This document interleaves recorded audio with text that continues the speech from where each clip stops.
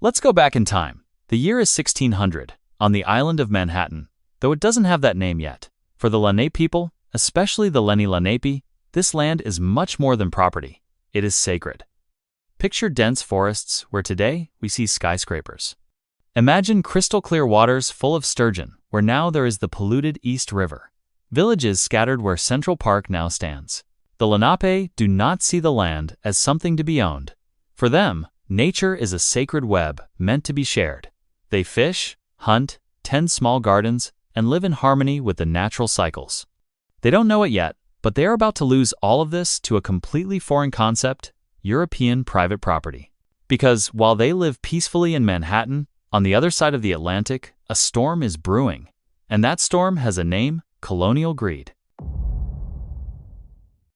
If you want to help me keep making these videos, consider subscribing to the channel and hitting the like button. It motivates me and helps me keep bringing more in this format. If there's a topic you'd like to hear about, drop a comment below and I'll show it in a video once your suggestion is picked. Amsterdam, the Netherlands, 1621. In the elegant halls of the newly founded Dutch West India Company, men in wigs and coats are making plans that will change the world.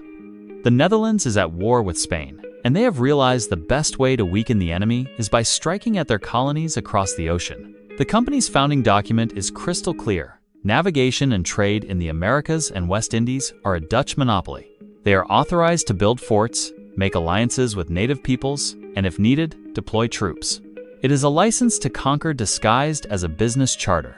In 1609, an English captain named Henry Hudson, sailing under the Dutch flag, explores a river that would later bear his name. His reports to Amsterdam are thrilling. The region is rich in beaver pelts, the white gold of the time. With this information, Dutch merchants begin to salivate. In 1624, the first 24 settler families, mostly Walloons, Belgian, and French Protestants, fleeing religious persecution, land on Manhattan. They found New Amsterdam, a city born multicultural from the start. Europeans, Sephardic Jews fleeing the Inquisition, and starting in 1628, enslaved Africans, brought by force to build the colony. But one crucial detail was still missing: how to turn an inhabited island into Dutch property. The answer would come through a man who would go down in history as the author of the greatest bargain of all time. Peter Minuit walks the dirt streets of New Amsterdam in May 1626. He is a Walloon merchant newly appointed as the colony's director general. In his hands, he carries 60 florins worth of goods: iron utensils, colorful fabrics, knives, and axes. In his mind, a plan that will forever change history. Minuit meets with Lenape leaders somewhere on the island. History does not record exactly where, but it was likely near what is today Battery Park at the southern tip of Manhattan. For the Dutch, what happens next is a simple purchase: 60 florins for the entire island of Manhattan. For the Lenape, however, the transaction means something entirely different. They have no concept of private land ownership. They likely interpret the agreement as a gift, sealing an alliance, or an arrangement for shared use. After all, how can anyone sell Mother Earth? A single letter from Peter Shagan, dated November 1626, records the event. They bought the island of Manhattan from the natives for 60 florins. Those few words would become the most famous real estate deal in history. 19th century historians calculated that 60 florins were worth about $24 at the time, and that figure became immortalized in popular culture. In reality, 60 florins would amount to over $1,000 today, paid in goods that had real value to the natives. But the exact value is irrelevant in light of a much greater question. Did Minuit know he was committing the greatest theft in history? The answer might surprise you. New Amsterdam grows quickly after 1626. The Castello Plan of 1660 shows a city with about 500 buildings, wooden houses with steep roofs resembling the Netherlands, windmills, a small church, and even the first coffee houses in North America. The narrow streets twist without urban planning. One of them would become the famous Broadway. Another gets a wall built for protection against native attacks and would later be called Wall Street, the world's financial center.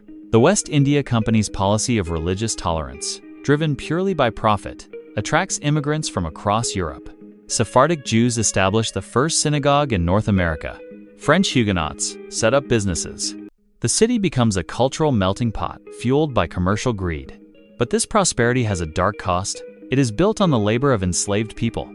Africans build the houses, work the farms, and serve in taverns where wealthy merchants flaunt European porcelain and lace. Meanwhile, the Lenape are gradually pushed away from the island they had called home for centuries. The Dutch fence off land, build permanent structures, and enforce their laws. What began as an agreement becomes systematic expulsion. But the story of Manhattan is far from over. In fact, it is just beginning, and the next chapter will involve blood, war, and a desperate struggle for control of the world's most valuable island. The 14th of February 1643. While New Amsterdam sleeps, Dutch soldiers cross the icy waters of the Hudson on a bloody mission. Governor Willem Kieft has ordered a surprise attack on Lenape villages in Pavonia, today Jersey City, New Jersey. What follows is a massacre. Dutch soldiers kill native men, women, and children sleeping peacefully in their villages. 80 people die in a single night. Some soldiers return to New Amsterdam carrying severed heads as trophies. This brutal attack sparks Kieft's War, a 2-year conflict that nearly destroys the Dutch colony. 11 native tribes unite against the European invaders. Farms are burned, settlers are killed, and New Amsterdam is besieged for months. The violence is so intense that Dutch settlers begin to question whether it is worth living in Manhattan. Many flee back to Europe. The city's population plummets. The Dutch dream of an American empire is on the verge of becoming a nightmare. 10 years later, in 1655, violence erupts again. A Dutch soldier kills a native woman picking peaches from a tree, an act seemingly small that triggers the Peachtree War. Lenape allies surround New Amsterdam and nearly succeed in destroying the city completely. These bloody conflicts expose an uncomfortable truth. The purchase of Manhattan never solved anything. It was only the first step in a violent conquest that cost hundreds of native lives. But while Dutch and natives kill each other in Manhattan, across the Atlantic, an even greater power is planning to take the island for itself. And when that happens, the fate of New Amsterdam will be sealed forever. August 1664. Peter Stuyvesant, the last Dutch Director General of New Amsterdam, stands atop the wall of Fort Amsterdam, gazing through a telescope. What he sees terrifies him. 4 English warships sailing toward Manhattan's harbor. The English fleet commander, Richard Nicolls, has direct orders from King Charles II, take New Amsterdam at any cost. England is fighting the Anglo-Dutch War and wants to drive its rivals out of North America once and for all. Stuyvesant gathers his advisors in a tense room at the fort. The situation is desperate. The city has only 150 poorly trained soldiers and little ammunition. The English ships carry 450 seasoned sailors and enough cannons to flatten New Amsterdam. Stuyvesant wants to fight to the death, but the city's burghers persuade him to surrender. It is better to lose pride than to lose lives, they argue. On the 8th of September 1664, Stuyvesant signs the unconditional surrender. Not a single shot is fired. The English immediately rename the city. New Amsterdam becomes New York in honor of the Duke of York, the future King James II. The streets keep their Dutch names, but power completely changes hands. 3 years later, in 1667, the Treaty of Breda makes official what was already reality.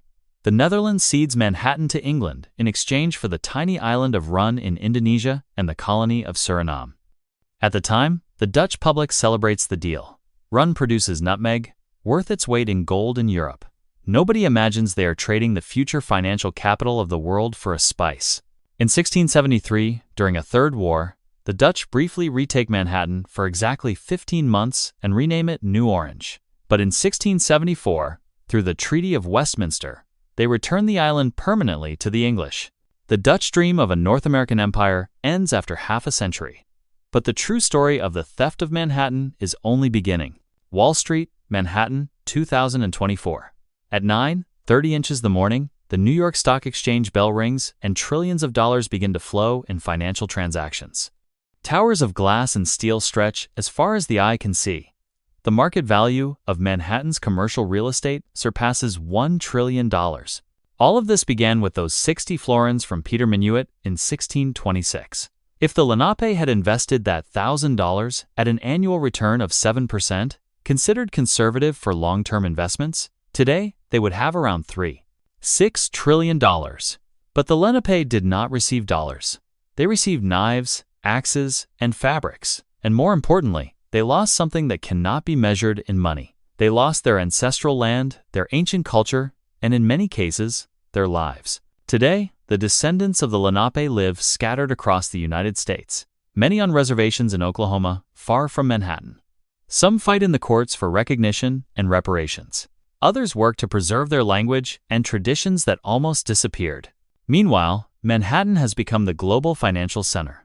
The GDP of the New York metropolitan area is $1.7 trillion, greater than entire countries such as Canada or Russia. The island, the Lenape considered sacred, is now the ultimate symbol of world capitalism.